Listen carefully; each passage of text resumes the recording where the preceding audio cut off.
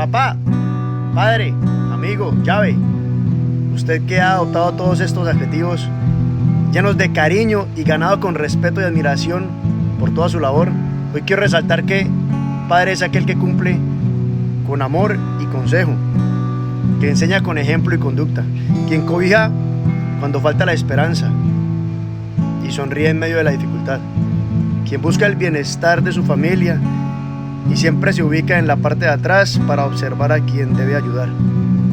El dueño del balcón, como dirían por ahí, y no para tener admiración, sino para tratar, en medio de todas las adversidades, de brindar el mejor camino para quienes le llaman papá.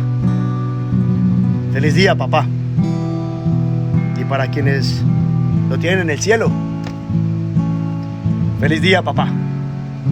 Los quiero un montón. Feliz día del padre.